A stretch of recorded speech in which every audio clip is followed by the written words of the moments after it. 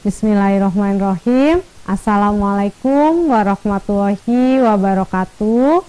Selamat pagi anak-anakku. Semoga di pagi hari ini kita semua dalam keadaan sehat walafiat. Kembali lagi di program pembelajaran jarak jauh yang diselenggarakan oleh Dinas Pendidikan Kota Cirebon bekerja sama dengan Forum Kecamatan Kejaksaan. Hari ini kalian akan belajar bersama Ibu. Perkenalkan, nama Ibu Indri Wahyuni atau biasa dipanggil dengan Ibu Indri dari SD Negeri Samadikun. Di masa pandemi ini kita harus selalu menerapkan protokol kesehatan dengan menerapkan 5M. Memakai masker dengan baik, mencuci tangan menggunakan sabun di air mengalir, menjaga jarak minimal 2 meter, menghindari kerumunan, membatasi mobilitas dan interaksi. Nah, pada hari ini kita akan belajar tema 2, Persatuan dalam Perbedaan, subtema 2, bekerja sama mencapai tujuan. Sudah siap belajarnya anak-anak? Kalau sudah, ayo kita mulai belajarnya. Yang belum ambil alat tulisnya segera ambil ya. Ada pulpen atau pensil, buku catatan atau jurnal harian, atau lembar kerja yang sudah diberikan oleh Bapak Ibu Guru. Nah, kalau sudah siap belajarnya, marilah kita berdoa. Bagi yang muslim, Ibu akan pandu doanya. Bagi yang non-muslim, silahkan berdoa sesuai dengan keyakinan dan kepercayaan masing-masing. Berdoa, mulai. Bismillahirrahmanirrahim.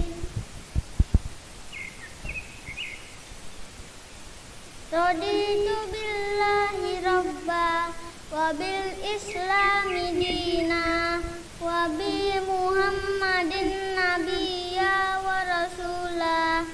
Rabbi zidni ilman warzuqni fahman. Amin, amin ya robbal alamin. Mudah-mudahan nanti selama proses pembelajaran kita diberi kemudahan untuk menangkap materi. Nah, tujuan belajar kita hari ini apa ya anak-anak? Kira-kira kalian belajar ini tujuannya untuk apa? Oke, tujuan pelajarannya yaitu siswa dapat menggali informasi penting dari teks dengan memperhatikan penggunaan kalimat efektif. Kemudian, siswa dapat mengetahui upaya mempertahankan kemerdekaan. Nah, waktu minggu kemarin kalian sudah belajar tentang peta pikiran. Ada yang masih ingat? Untuk mencari informasi penting dari sebuah teks, kita dapat menggunakan peta pikiran.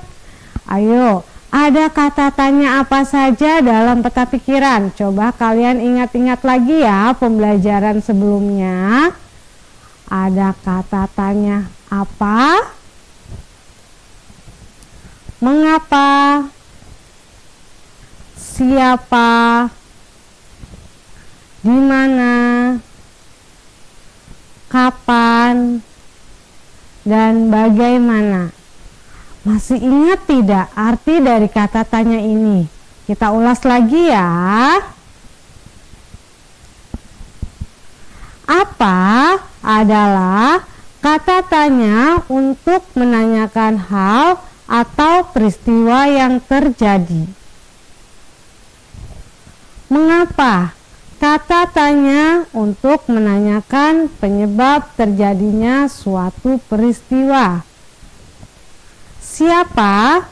Kata tanya untuk menanyakan seseorang atau pelaku yang terlibat dalam suatu peristiwa. di mana?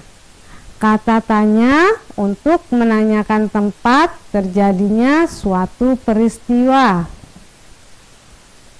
Kapan adalah kata tanya untuk menanyakan waktu terjadinya suatu peristiwa. Dan bagaimana adalah kata tanya untuk menanyakan cara atau proses terjadinya suatu peristiwa. Nah, dalam peta pikiran kita harus menggunakan kalimat efektif. Ada yang tahu tidak kalimat efektif itu apa? Kalimat efektif adalah susunan kata yang mengikuti kaidah kebahasaan secara baik dan benar. Wah, ternyata kalimat efektif itu memiliki kaidah yang baik dan benar. Berarti harus memiliki syarat untuk membuat sebuah kalimat efektif. Apa saja ya syarat-syarat kalimat efektif? Yang pertama, sesuai dengan ejaan yang disempurnakan atau biasa disebut dengan EYD. EYD itu diganti menjadi PUEBI atau Pedoman Umum Ejaan Bahasa Indonesia. Kemudian syarat berikutnya ketika kita akan membuat kalimat efektif, yaitu sistematis. Dalam merumuskan atau menguraikan kalimat, kita harus memiliki hubungan yang teratur sehingga sistematis. Kemudian syarat berikutnya yaitu adalah tidak bertele-tele atau terlalu banyak kata-kata atau kata-katanya berlebihan. Tidak boleh ya. Kemudian syarat berikutnya adalah tidak ambigu. Ambigu di sini artinya memiliki makna lebih dari satu atau makna ganda sehingga dapat membingungkan seseorang. Oke, coba kalian perhatikan dulu kalimat berikut ini. Yang menandatangani teks proklamasi adalah I.R. Soekarno dan Muhammad Hatta. Coba kalian perhatikan penulisannya. Apakah kalimat tersebut termasuk kalimat efektif? Ya, kalimat tersebut bukan kalimat efektif karena penulisan nama seseorang harus menggunakan huruf kapital. Ketika menuliskan nama seseorang di awal menggunakan huruf kapital. Ayo kita ubah kalimat tersebut menjadi kalimat efektif. Sudah? Kalau sudah, kita cocokkan ya bersama. Yang menandatangani teks proklamasi adalah I.R. Soekarno. Lihat, kata Soekarno itu huruf S-nya menggunakan huruf kapital. Dan Muhammad Hatta huruf M dan hanya menggunakan huruf kapital. Bagaimana dengan jawaban anak-anak? Semuanya betul? Ya, alhamdulillah ya. Kemudian perhatikan lagi kalimat berikut ini. Para pahlawan sangat amat berjasa dalam peristiwa proklamasi kemerdekaan. Menurut anak-anak semuanya, apakah kalimat ini termasuk kalimat efektif? Ya, ini bukan kalimat efektif karena menggunakan kata yang berlebihan atau bertele-tele. Menggunakan kata sangat amat. Coba sama kalian ubah ya kalimat tersebut menjadi kalimat efektif. Nanti kita cocokkan bersama-sama. Sudah dirubah? Ya, kita cocokkan bersama-sama ya. Para pahlawan sangat berjasa dalam peristiwa proklamasi kemerdekaan Indonesia. Iya, amatnya kita hilangkan karena termasuk kata yang bertele-tele atau berlebihan. Ternyata pahlawan itu dalam memproklamasikan kemerdekaan Indonesia memerlukan perjuangan yang sangat besar. Bagaimana cara mereka memperjuangkan kemerdekaan Indonesia? Kita lihat cuplikan video berikut ini. Sejarah singkat kemerdekaan Republik Indonesia.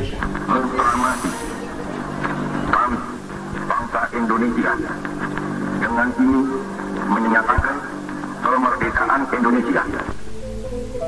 Negara Indonesia adalah salah satu negara yang telah merdeka pada hari Jumat, tanggal 17 Agustus 1945, dengan dibacakannya proklamasi oleh Insinyur Soekarno dan Dr. Andes Muhammad Hatta sebagai pendampingnya, yang bertempat di Jalan Pegasan Timur nomor 56 di Jakarta Pusat. Awal mula pada tanggal 6 Agustus 1945 telah terjadi peristiwa besar, yaitu ledakan sebuah bom atom yang meledak di kota Hiroshima, Jepang. Sehingga pada saat terjadinya ledakan tersebut, Jepang yang pada saat itu sedang menjajah NKRI membuat moral semangat tentara Jepang di seluruh dunia menjadi menurun. Lalu, pada tanggal 9 Agustus, bom atom kedua dijatuhkan di atas Nagasaki, sehingga menyebabkan Jepang menyerah pada Amerika Serikat dan sekutunya. Dari kejadian tersebut, akhirnya momen ini dimanfaatkan Indonesia untuk dapat segera memproklamasikan kemerdekaannya. Pada tanggal 10 Agustus 1945, Sultan Syahrir mendengar lewat radio bahwa Jepang telah menyerah pada Amerika Serikat dan sekutunya. Dari momen ini, para pejuang Indonesia semakin mempersiapkan kemerdekaan Indonesia. Dan saat kembalinya IR Soekarno dari darat, Sultan Syahrir terus mendesak untuk dapat memerdekakan Indonesia.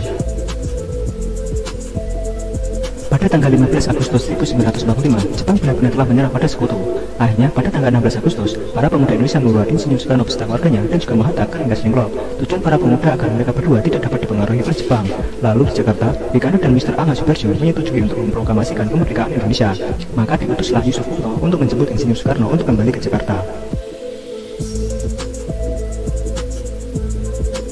Setelah sampai ke Jakarta, mereka dibawa ke rumah Nishimura dan dibawa kembali ke rumah Laksamana Maeda untuk dapat merancang sebuah konsep kemerdekaan.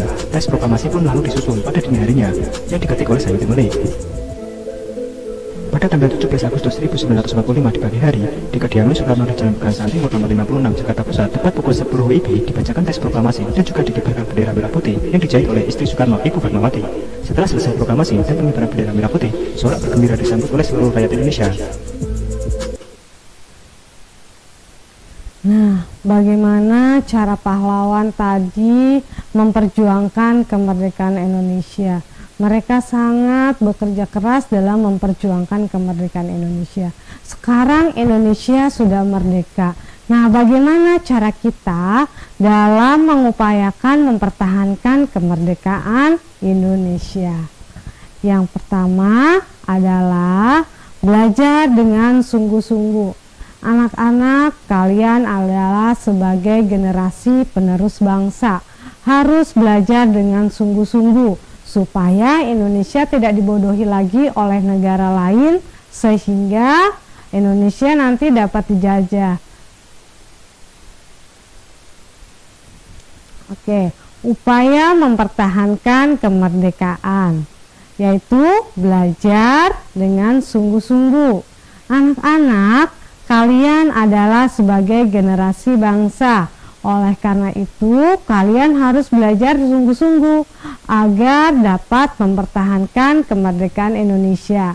Indonesia tidak dapat dibodohi lagi oleh negara lain. Kemudian, melestarikan budaya sendiri. Dengan cara apa kita dapat melestarikan budaya sendiri? Menggunakan Indonesia itu memiliki keanekaragaman yang sangat banyak. Contohnya tariannya, pakaiannya. Dengan cara kita melestarikan budaya sendiri, contohnya kita mengenalkan pakaian ke negara lain atau menggunakan bahasa Indonesia ketika berada di luar negeri. Kemudian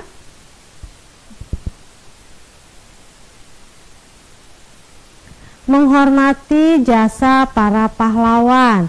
Banyak pahlawan yang gugur dalam mempertahankan, meraih kemerdekaan Indonesia. Bagaimana cara kita menghormatinya? Misalnya, mengabadikan nama pahlawan menjadi nama jalan. Contohnya, Jalan Kapten Samadikun.